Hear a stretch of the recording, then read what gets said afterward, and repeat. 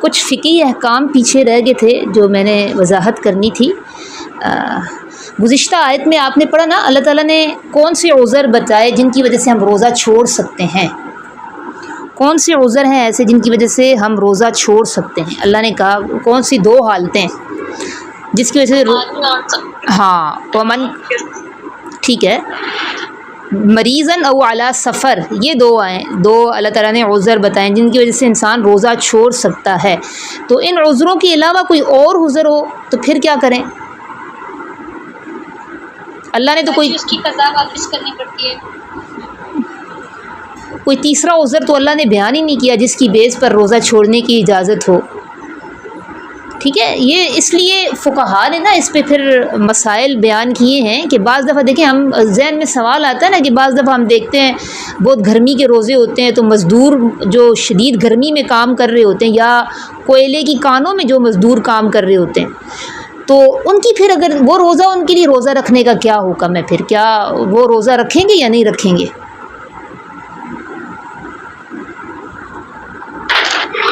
اگر ان کے اوپر ذمہ داری ہے گھر بار کی تو پھر وہ میرا خیال ہے ان کے لیے عذر ہو جاتا ہے تو وہ چھوڑ دیتے ہیں۔ جیسے ہماری کام والی آتی ہے تو وہ نہیں رکھتی روزے، میں نے کام کرنا ہوتا ہے تو میں نہیں رکھتی روزے۔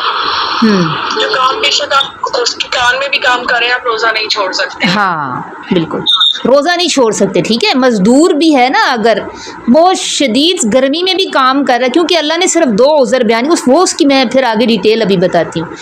صرف اللہ نے 2 عذر بیان کیے ہیں۔ آپ اب اگر فقہاء کے پاس مسئلہ لے کے جائیں نا تو وہ پھر یہی حل بتاتے ہیں کہ ہمارے پاس کوئی ایسی دلیل نہیں ہے مزدوروں کے بارے میں جس کی بیس پر ہم مزدور کو کہہ سکیں کہ تم روزہ چھوڑ سکتے ہو کیونکہ تم شدید گرمی میں کام کرتے ہو، تمہیں اتنا پسینہ آتا ہے جس کی وجہ سے، ٹھیک ہے۔ ہاں اگر ایسا ہے کہ مزدور کام کر رہا ہے اور اس کام کے دوران اگر اس کی طبیعت خراب ہو گئی ہے، یہ تو پھر بیماری کی حال ہو جائے گا نا، جان جانے کا خطرہ ہے، تو اس کو چاہیے کہ وہ روزہ توڑ دے، چھوڑ نہیں سکتا، توڑ سکتا ہے۔ اس میں یہ ایک چیز آپ نے یاد رکھنی ہے،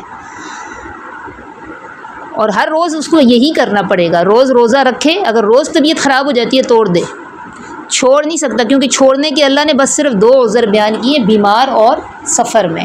اور سفر بھی اللہ نے بتا دیا، یہ نہیں کہ آپ گھر سے بازار جا رہی ہیں، وہ ایک شرعی مسافت ہے۔ اور اگر اپنی آسانی کے لیے بھی نکال لیا، ہاں بہت زیادہ ہے۔ میں تو مجھے تو یاد آتا ہے ہماری ایک کلاس فیلو تھی، ان کے پیپر ہو رہے تھے، ان کے ابو نے کہا بھائی کس لیے تم روزہ رکھتی ہو، تم تو پیپر دے رہی ہو۔ سارے روزے اس کے والد صاحب کے کہنے پہ اس نے چھوڑے۔ باجی کی آواز آ رہی ہے؟ آواز نہیں آ رہی آپ کو ہمارا؟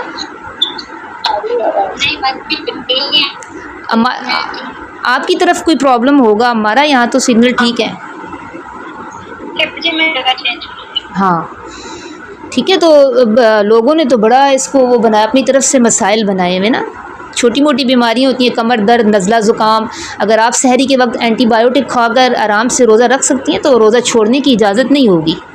ہاں اگر کوئی ماہر ڈاکٹر یہ کہہ دے کہ آپ نے روزہ رکھا تو آپ کی بیماری بڑھ جائے گی، جیسے بعض شوگر پیشنٹس ہوتے ہیں، یا بیماری کا دورانیہ بڑھ جائے گا، ٹھیک ہے، جو بیماری آپ کی 3 دنوں میں 2 دنوں میں ٹھیک ہو سکتی تھی، ہو سکتا ہے روزہ رکھنے سے وہ 7 دنوں میں یا مہینہ لگنے کا اندیشہ ہو، اور تو ماہر ڈاکٹر اگر آپ کو کہے کہ آپ کی بیماری بڑھ جائے گی یا بیماری کا دورانیہ بڑھ جائے گا نا، تو اس صورت میں پھر روزہ چھوڑا جا سکتا ہے، ٹھیک ہے۔ اس طرح سفر کے فقہی مسائل میں ایک چیز جو میں نے وضاحت کرنی تھی وہ یہ تھا کہ اگر روزہ سحری کا وقت ہمارا اگر حالت سفر میں نہیں آیا نا، حالت اقامت میں آیا ہے، تو تب بھی روزہ چھوڑنے کی سفر میں اجازت نہیں ہے، ٹھیک ہے۔ مثال اگر میں آپ کو دوں اس کی، مثال کے طور پر میں نکلتی ہوں کراچی سے اسلام آباد کے لیے، تو اگر میں سحری کر کے نکلوں گی نا تو پھر مجھے راستے میں روزہ توڑنے کی اجازت نہیں ہے، کیونکہ میں نے سحری حالت اقامت میں کی ہے۔ ہاں اگر میں نے اپنی کراچی کی حدود کو کراس کر لیا، اس کے بعد میں نے سحری کی، تو پھر یہ میرے پاس آپشن ہے کہ میں چاہوں تو روزہ چھوڑ سکتی ہوں، چاہوں تو رکھ سکتی ہوں۔ باجی سفر کی حد کب لگتی ہے؟ مطلب کیسے پتہ چلے گا کہ ہم سفر، مطلب اس کی کیا ہے؟ آج کل کیا سفر، یہ آج کل تو بورڈز لگے ہوئے ہوتے ہیں نا، آج کل تو بہت آسانی ہے، آپ بورڈز لگے ہوئے ہوتے ہیں، اس سے پتہ چل جاتا ہے۔ ہاں ہاں یہ آپ ہاں اپنے شہر کی حدود سے باہر نکلیں گے نا پھر سفر شروع ہوتا ہے، شہر کی حدود سے باہر نکلیں گے تو چلیں آگے شروع کرتے ہیں۔ وجہ کہ جیسے پاکستان سے کوئی آ رہا ہو ادھر سفر ہو دور کا اور اس نے روزہ رکھ لیا، اور گرمی کے روزے اگر ہوں تو یہاں تو بہت لمبا ہوتا ہے، تقریباً 9:30 پونے 10 افطار ہو رہا ہے، تو یہاں پہ کوئی 24-25 گھنٹے کا روزہ بن گیا تو اس میں اس کو روزے کا ثواب مل رہا ہے، یا اکثر لوگ کہتے ہیں سفر میں تو منع نہ بھی رکھیں تو خیر ہے؟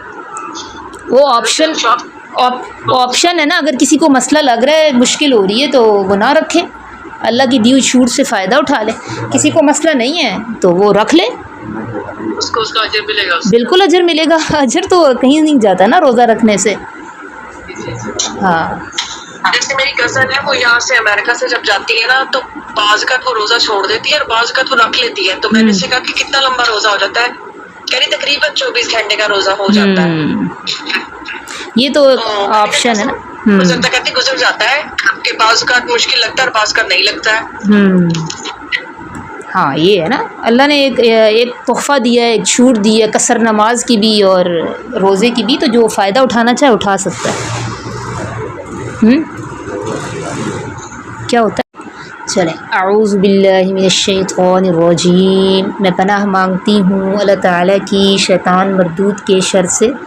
بسم اللہ الرحمن الرحیم، میں شروع کرتی ہوں اللہ تعالیٰ کے بابرکت نام سے جو بڑا مہربان نہایت رحم کرنے والا ہے۔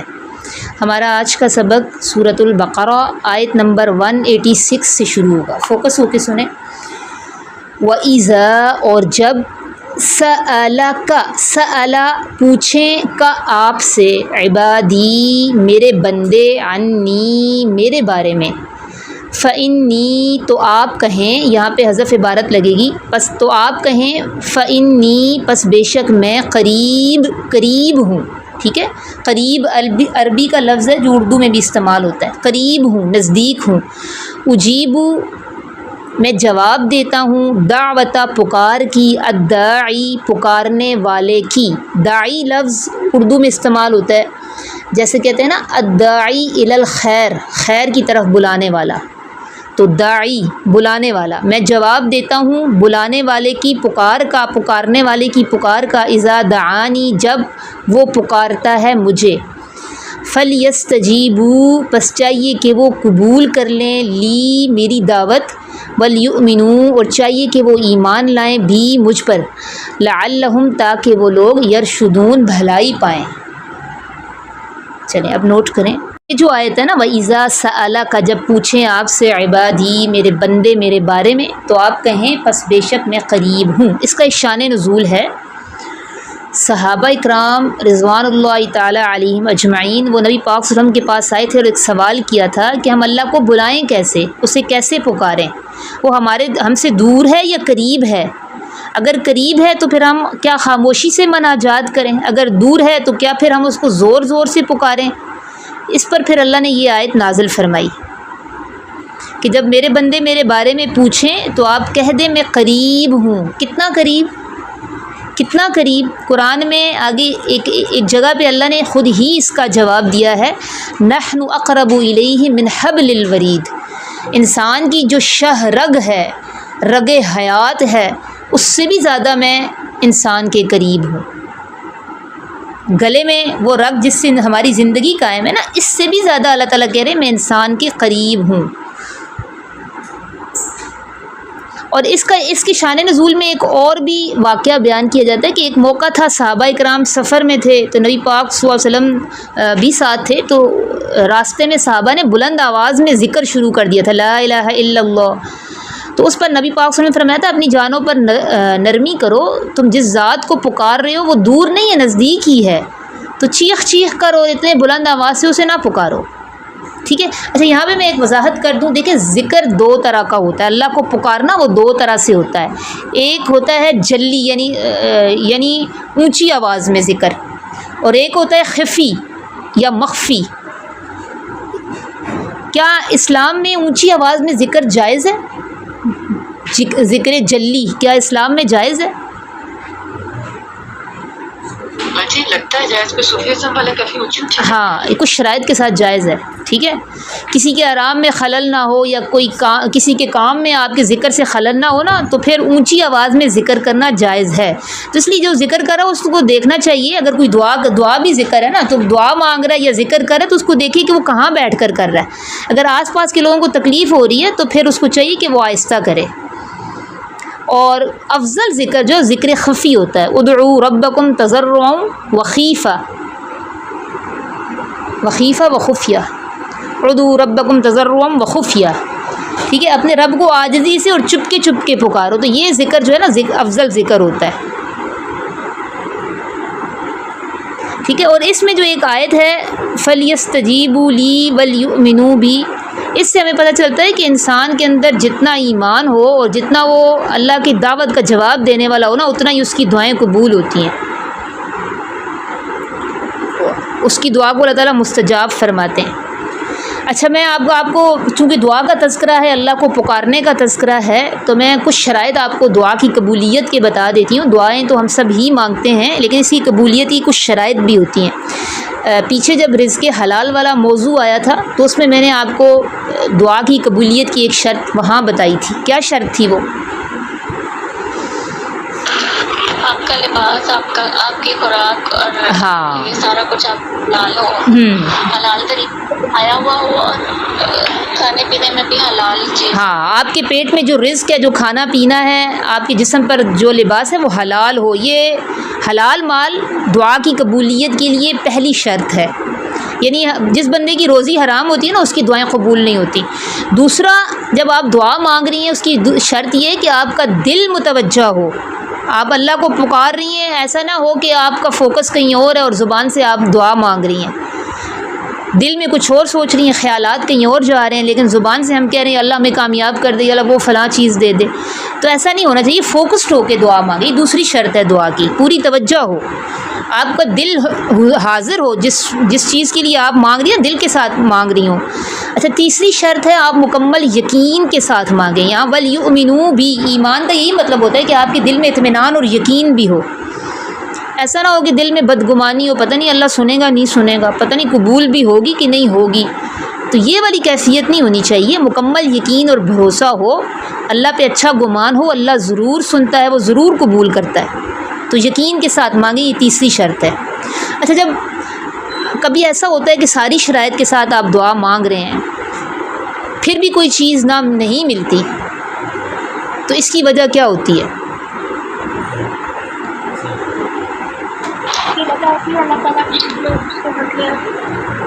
ہاں، 3 وجوہات حدیث میں بتائی گی نا، لیکن یہ اللہ کی حکمت کے تحت ہو رہا ہوتا ہے، اللہ کی حکمت کے مطابق ہو رہا ہوتا ہے. کیونکہ بعض اوقات جس چیز کو ہمارا ذہن سمجھ رہا ہوتا ہے کہ یہ بہتر ہے اور ہم مانگ رہے ہوتے ہیں نا، وہ اللہ کی حکمت کے مطابق انسان کے لیے بہتر نہیں ہوتی.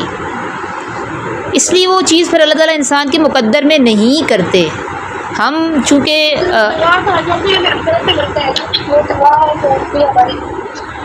ہاں، وہ میں ابھی حدیث سناتی ہوں نا کہ 3 حکمتیں کام کر رہی ہوتی ہیں.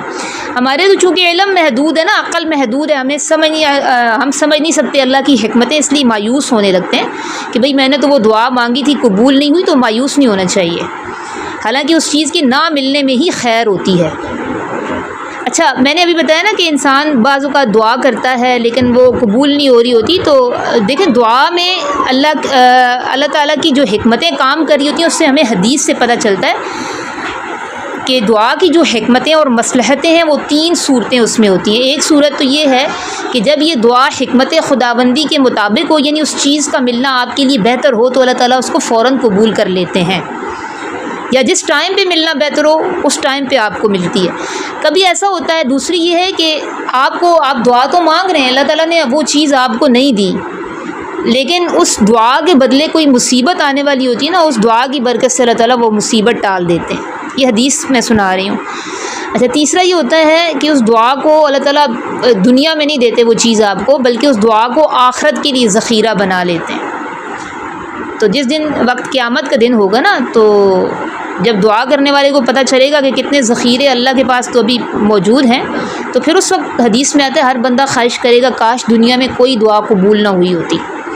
تو یہ 3 مصلحتیں ہیں جو حدیث میں بتائی گئی ہیں. اس سے ہمیں پتہ چلتا ہے کہ دعا رد نہیں ہوتی، کسی نہ کسی صورت میں وہ محفوظ ہوتی ہے. اگر قبول نہیں ہو رہی تو اجر مل رہا ہوتا ہے. ٹھیک ہے، ایک تو فوراً قبول ہو جاتی ہے، دوسرا وہ مطلوبہ چیز نہیں ملتی، اس سے مصیبت ٹل جاتی ہے، اور تیسرا ذخیرہ آخرت بنا لی جاتی ہے. چلیں آگے دیکھیں. اچھا، دعا میں جب بھی مانگے نا کوئی چیز تو عافیت لازمی مانگا کریں. یا اللہ عافیت کے ساتھ یہ دے دے، یا اللہ عافیت کے ساتھ یہ دے دے. آیت نمبر 187.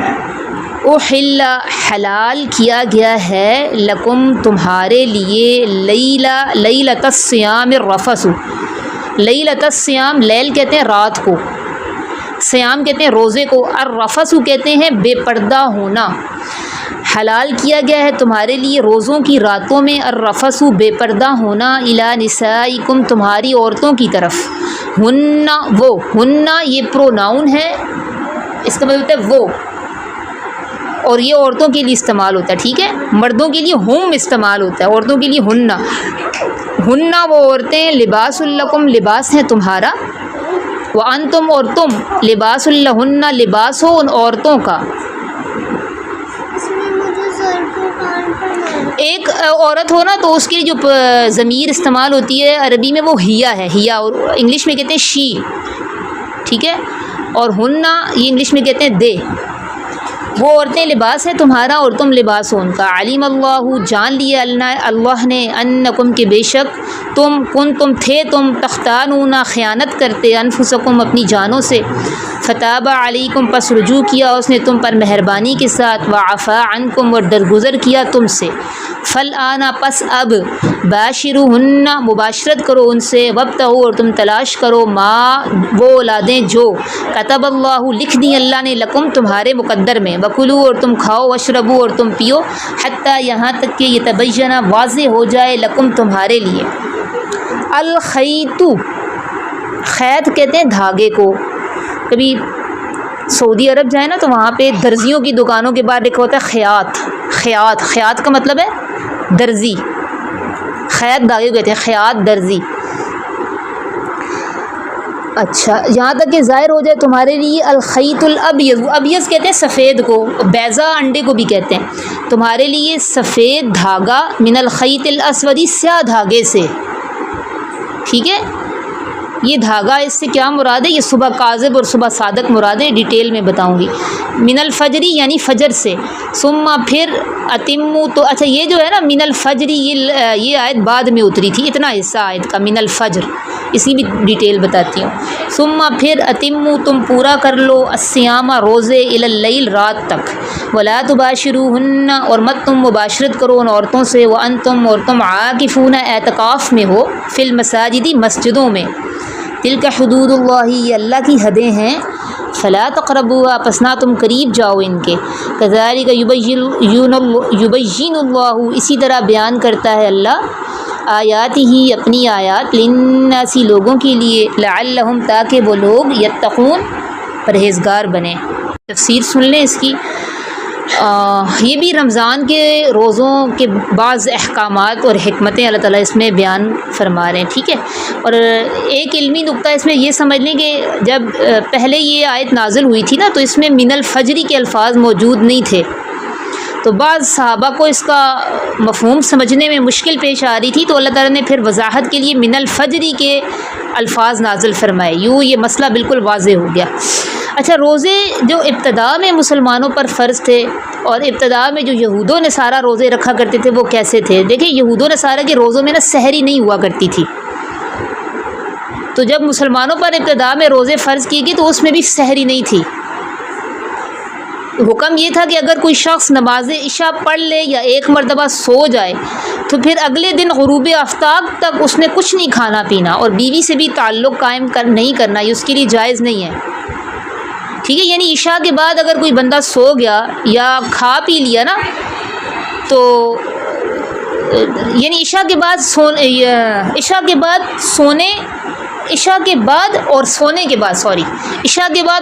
کے بعد کھانا پینا اور مباشرت یہ دونوں جائز نہیں تھی ابتدا میں. اس کو لکھ لیں، عشاء کے بعد یا سونے کے بعد. عشاء کی نماز کہہ دوں ذرا زیادہ آسان ہو جائے گا. عشاء کی نماز کے بعد یا سونے کے بعد کھانا پینا اور مباشرت یہ ممنوع تھی، ٹھیک ہے. تو اس وجہ سے صحابہ کو بڑی مشقت بھی پیش آئی. کچھ واقعات ایسے ہوئے تھے، ایک صحابی کا واقعہ سنا دیتی ہوں. محنت مزدوری کرتے تھے، گھر آئے تو اپنے گھر والی سے بولا مجھے کھانا دو. گھر والی پڑوسیوں کے گھر گئی، وہاں سے رشتہ دار تھے اس کے پڑوسی کھانا لینے. اتنی دیر میں وہ تھکے ہوئے تھے صحابی، ان پر نیند کا غلبہ آ گیا اور وہ سو گئے. اب جب اہلیہ واپس آئیں تو انہیں افسوس ہوا، کیونکہ اب شرعی حکم کے مطابق تو سونے کے بعد کھانا پینا جائز ہی نہیں تھا. چنانچہ اگلے روز صحابی نے کھائے پیے بغیر روزہ رکھا، تو اور مشقت والا کام تھا، اور مسلسل مشقت اور کمزوری کی وجہ سے وہ بے ہوش ہو گئے تھے جب وہ کام پر گئے. تو پھر اللہ تعالیٰ نے نا یہ آیت نازل فرمائی اور بندوں کے لیے آسانی کر دی. اور اس آیت کے شان نزول میں بعض صحابہ کا مباشرت کا واقعہ بھی بیان کیا جاتا ہے، ٹھیک ہے. انہوں نے رمضان کی راتوں میں بیوی سے تعلق قائم کر لیا تھا، حالانکہ اس وقت اجازت نہیں تھی. تو اللہ تعالیٰ نے نبی پاک صلی اللہ علیہ وسلم کے ذریعے امت کو پھر یہ تعلیم دی کہ جو شخص رمضان کے روزے کی حالت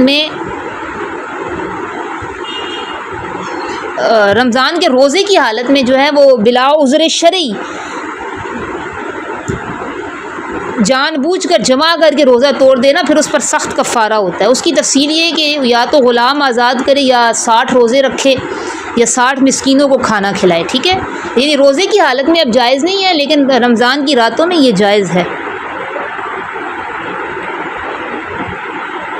تو اللہ کی رحمت اور آسانی کیا اتری تھی؟ احل لکم لیلۃ الصیام الرفث الی نسائکم، یعنی اب روزوں کی حالت میں اپنی بیویوں کے پاس جانا تمہارے لیے حلال ہے. البتہ دن کے وقت جب روزہ ہو تو تب ممنوع ہے. ہن لباس لکم وانتم لباس لہن، وہ عورتیں لباس ہیں تمہارا اور تم لباس ہو ان کا. یہ آیت کا یہ حصہ نا قرآن مجید کی نہایت خوبصورت جملوں میں سے ایک ہے. اللہ تعالیٰ نے میاں بیوی کے تعلق کو اس آیت میں لباس سے تشبیہ دی ہے. اب مجھے آپ لوگ بتائیں لباس میں کیا کوالٹیز ہوتی ہیں، کیا خصوصیات ہوتی ہیں؟ جب آپ لباس پہنتی ہیں تو آپ کو کیا لگتا ہے، کیا فائدہ ہوا آپ کو؟ ہاں، ستر پوشی، زینت کا ذریعہ بھی ہے. ہاں اب میں بتاتی ہوں. دیکھیں قرآن میں جو لباس کی دو بنیادی خصوصیات اللہ نے بتائی ہیں نا، ان میں سے ایک تو یہ کہ وہ ستر ڈھانپتا ہے، انسان کے عیب اور جسم کو ڈھانپتا ہے.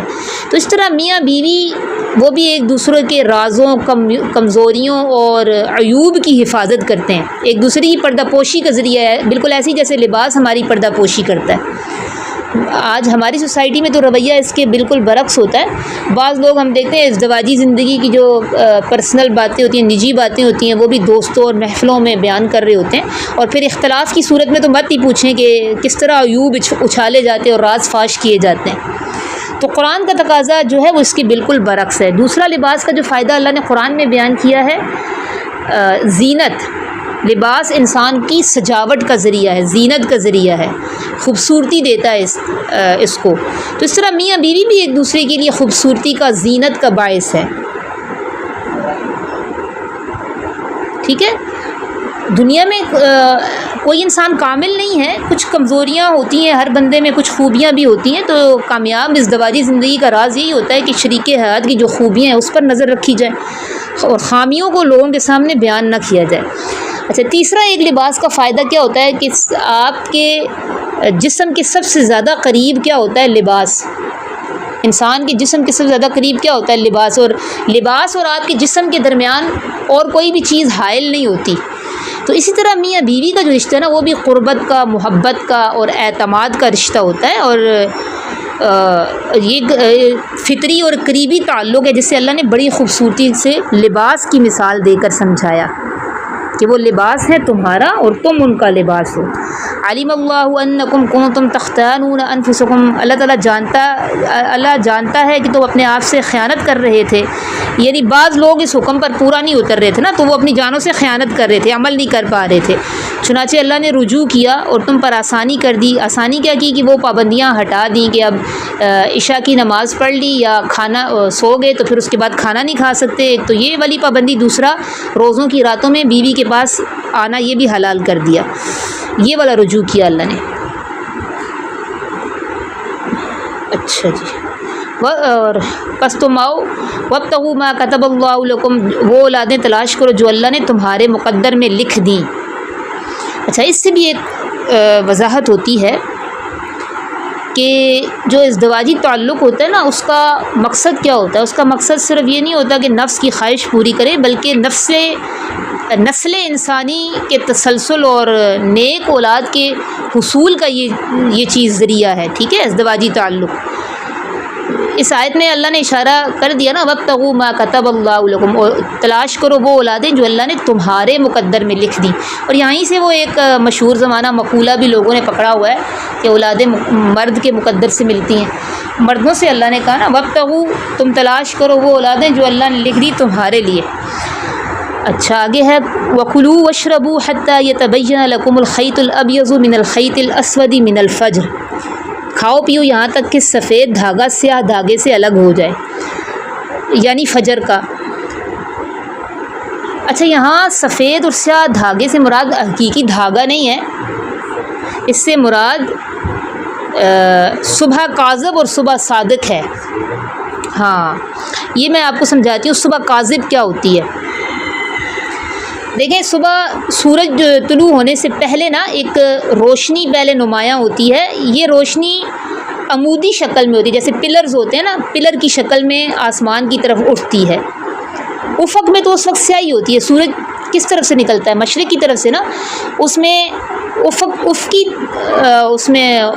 افق پہ تو سیاہی ہوتی ہے، لیکن ایک روشنی ہوتی ہے جو سیاہی سے اوپر پلر کی طرح نمودار ہوتی ہے، اور یہ دھاری دھار ہوتی ہے، اس لیے اس کو اللہ نے خیط کہا، دھاگا دھاری دار ہوتی ہے۔ جو لوگ مشاہدہ کرتے ہیں، بلکہ تصویریں بھی ہیں، میں ابھی لیکچر ختم ہو جائے نا، میں آپ کو انشاءاللہ وہ بھی بھیجتی ہوں۔ تو یہ دھاری دار جو روشنی اوپر کی طرف اٹھتی ہے نا، اس کو صبح کاذب کہتے ہیں، صبح کاذب۔ اور اس روشنی کے تقریباً 15 یا 20 منٹ کے بعد ایک دوسری روشنی ہوتی ہے، وہ افق پر افقی صورت میں آپ کو پھیلتی ہوئی نظر آتی ہے، وہ پلر کی صورت میں نہیں ہوتی، وہ افقی صورت میں ہوتی ہے، اسے صبح صادق کہتے ہیں۔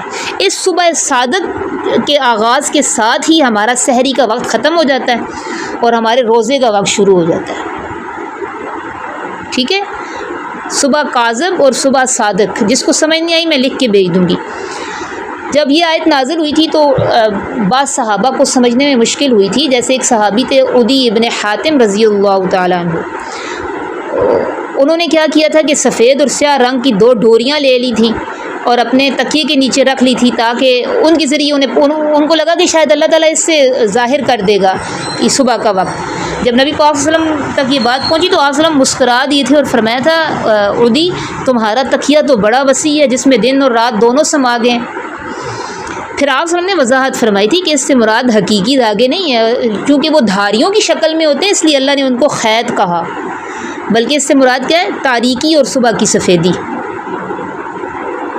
ٹھیک ہے۔ پھر اللہ نے من الفجری کے الفاظ نازل کر دیے تھے تو معاملہ بالکل واضح ہو گیا تھا۔ ثم اتم الصیام الی اللیل، پھر روزے کو رات تک پورا کرو۔ رات کب شروع ہوتی ہے؟ سورج کے غروب ہوتے ہی، ٹھیک ہے۔ سورج جیسے ہی غروب ہوتا ہے روزے کا وقت بھی ختم ہو جاتا ہے اور ہم افطار کرتے ہیں، یہی ہے نا۔ صحابہ کا بھی یہی طریقہ تھا، نبی پاک صلی اللہ علیہ وسلم کا یہ طریقہ تھا، پھر صحابہ کا یہی طریقہ تھا کہ سورج غروب ہوتے ہی افطار کر لیتے تھے۔ آج بھی پوری امت اسی پر عمل پیرا ہے۔ اور پھر ان آیات سے ہمیں سحری کی مشروعیت بھی ثابت ہو گئی۔ یہود و نصارہ کے روزوں میں سحری نہیں تھی، لیکن اللہ تعالیٰ نے امت محمدیہ کو پھر یہ عظیم نعمت بھی عطا کر دی، اور سحری کے فوائد بھی بہت زیادہ ہیں، حدیثوں سے پتہ چلتے ہیں۔ اچھا آگے اعتکاف کے احکام، ولا تباشروہن وانتم عاکفون فی المساجد، عورتوں سے اب عورتوں کے قریب ہم بستری کی نیت سے نہ آؤ کہ جب تم مسجدوں میں اعتکاف کی حالت میں ہو، ٹھیک ہے۔ نہ ہم بستری کرنی ہے، نہ جو اس کے جائز امور ہوتے ہیں نا شہوت ابھارنے والے، وہ بھی نہیں کرنے۔ اچھا اس آیت سے ہمیں ایک اور چیز پتہ چلتی ہے، فی المساجدی کے الفاظ سے کیا پتہ چلتی ہے؟ فی المساجدی کے الفاظ سے آپ کو کیا پتہ چلتا ہے؟ اعتکاف کے ساتھ جو اللہ نے فی المساجد کا لفظ کہا ہے نا، اس سے آپ کو کیا پتہ چلتا ہے؟ اعتکاف مساجد، ہاں،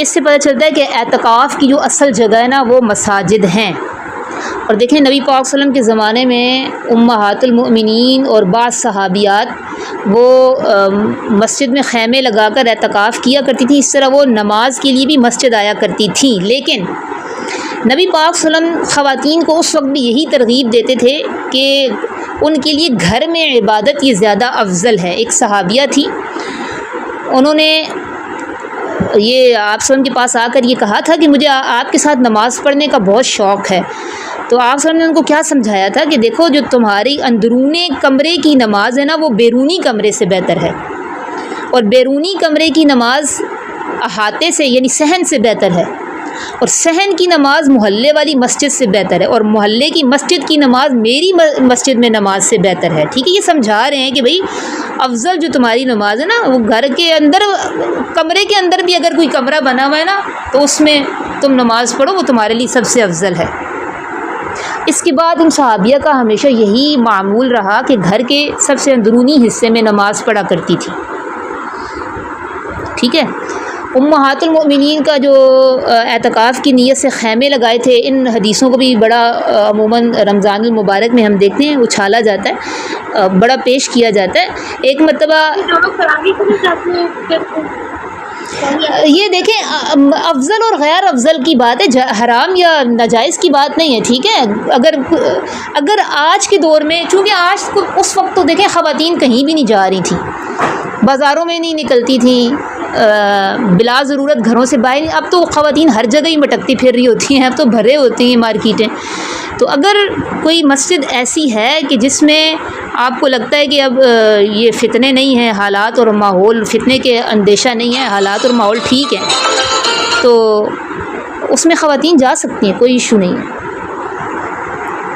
ہاں جی، میرا ایک سوال ہے کہ ہاں جی، بعض جو علماء ہیں وہ کہتے ہیں کہ آپ نا عورت جو ہے وہ نماز بھی پڑھ سکتی ہے مسجد میں، اور اس کے علاوہ وہ یہ بھی کہتے ہیں کہ عید کی نماز بھی پڑھ سکتی ہے۔ میں ابھی پورا بتا رہی ہوں، اس چیز کی میں وضاحت کر رہی ہوں۔ ٹھیک ہے، ابھی آپ تھوڑا سا سن لیں، بس تھوڑا سا رہ گیا۔ اچھا، امہات المؤمنین نے جو خیمے لگائے تھے اس کا وہ واقعہ کیا ہے؟ دیکھیں ایک مرتبہ نبی پاک صلی اللہ علیہ وسلم نے اعتکاف کا ارادہ کیا تھا نا، اور مسجد میں خیمہ لگانے کا حکم دیا تھا۔ آپ صلی اللہ علیہ وسلم جب مسجد میں آئے تھے تو دیکھا تھا اس میں پہلے سے امہات المؤمنین کے بھی کئی خیمے لگے ہوئے ہیں، تو آپ صلی اللہ علیہ وسلم ناراض ہوئے تھے۔ آپ نے فرمایا تھا اس سے نیکی حاصل کرنا چاہتی ہو؟ پھر آپ صلی اللہ علیہ وسلم نے خیمے ہٹانے کا حکم دیا تھا، اور خود بھی اس سال اعتکاف نہیں کیا تھا۔ ٹھیک ہے، تو اس سے بھی پھر فقہاء استدلال کرتے ہیں کہ عورت کے لیے افضل اور مناسب یہ ہے۔ دیکھیں میں حرام یا ناجائز نہیں کہہ رہی، میں کہہ رہی ہوں افضل اور مناسب یہ ہے کہ وہ گھر میں عبادت اور اعتکاف کرے۔ حضرت عمر فاروق رضی اللہ تعالیٰ عنہ، عائشہ رضی اللہ عنہا کا بھی یہی موقف ہے۔ حضرت عمر فاروق رضی اللہ عنہ کے دور میں تھوڑے معاشرتی حالات بدلنے لگے تھے اور فتنوں کے اسباب پیدا ہوئے تھے حضرت عمر فاروق رضی اللہ عنہ کے دور میں، تو خواتین کے مسجد میں آنے پر حضرت عمر فاروق رضی اللہ عنہ نے پابندی لگائی تھی، اور حضرت عائشہ نے اس دور میں فرمایا تھا کہ اگر رسول اللہ صلی اللہ علیہ وسلم آج کے حالات دیکھتے تو ضرور عورتوں کو مسجد آنے سے روک دیتے۔ اس سے معلوم ہوتا ہے کہ دیکھیں یہ مسئلہ حالات، ماحول اور فتنے کے اندیشے کے اعتبار سے دیکھا گیا تھا، اور میں سوچتی ہوں کہ وہ دور جو خیر القرون کہلاتا ہے، بہترین زمانہ کہلاتا ہے، جس میں صحابہ تھے، تابعین تھے، اس دور میں حضرت عمر فاروق جب یہ حکم دے رہے ہیں کہ عورت کے لیے مسجد آنے پر پابندی لگا رہے ہیں، تو آج کے دور میں تو فتنے زیادہ ہیں۔ آج تو بطریق اولا یہ کہا جائے گا کہ خواتین کے لیے افضل ترین یہی ہے کہ وہ بھئی گھر میں نماز پڑھیں، لیکن پھر بھی اگر کوئی مسجد آپ کو لگتا ہے محفوظ ہے، پردے کا انتظام ہے، فتنے کا اندیشہ نہیں ہے، تو اہل علم نے اس کی گنجائش رکھی ہے۔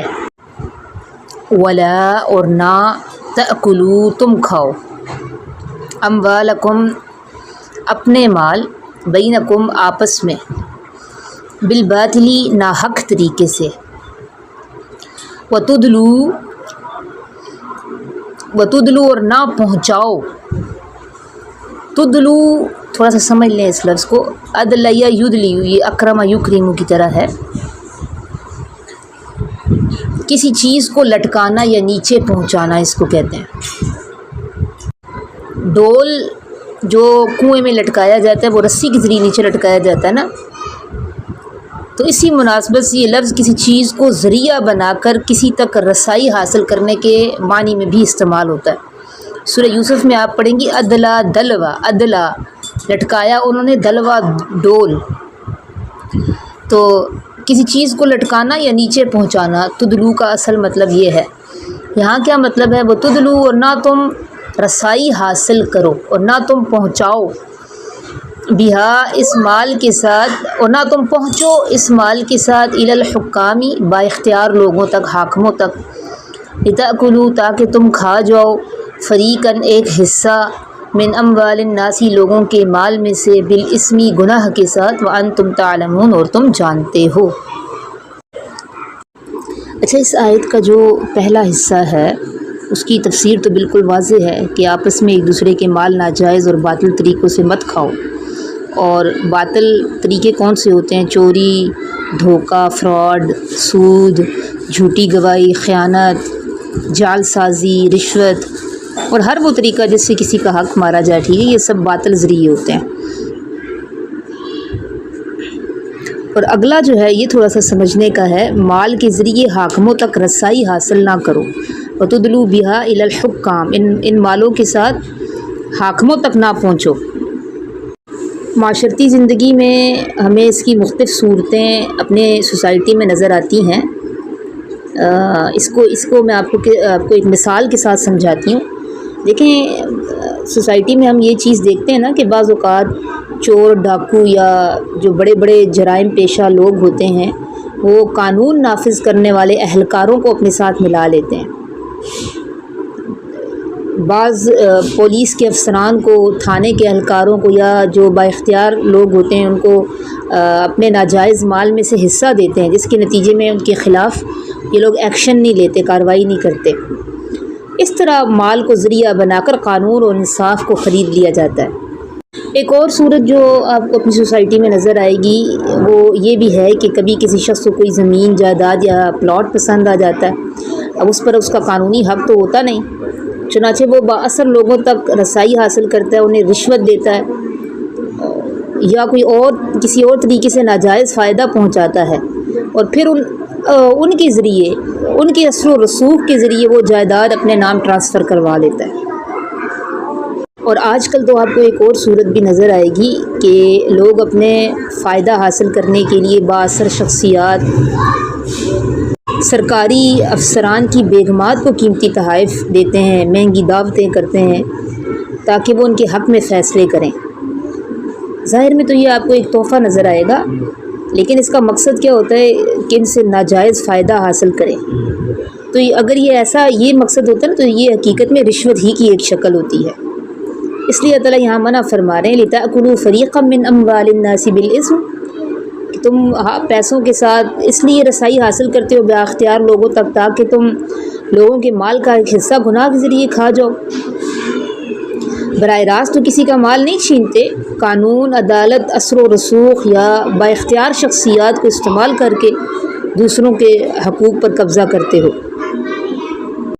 وَأَنْتُمْ تَعْلَمُونَ، اور تم اس بات کو جانتے بھی ہو، یعنی تم جانتے ہو کہ یہ مال تمہارا نہیں ہے، تم ناجائز ذرائع استعمال کر کے یہ حاصل کر رہے ہو۔ تو اگر کسی نے بھی سوسائٹی میں رشوت دے کر، دھونس جما کر یا کوئی بھی ناجائز سورسز استعمال کر کے دوسرے کا مال حاصل کر لیا، اس پہ قابض ہو گیا، تو وہ اللہ تعالیٰ کے نزدیک مجرم ہے۔ سبحان ربک رب العزت عما یصفون وسلام علی المرسلین والحمد للہ رب العالمین۔ ربنا تقبل منا انک انت السمیع العلیم۔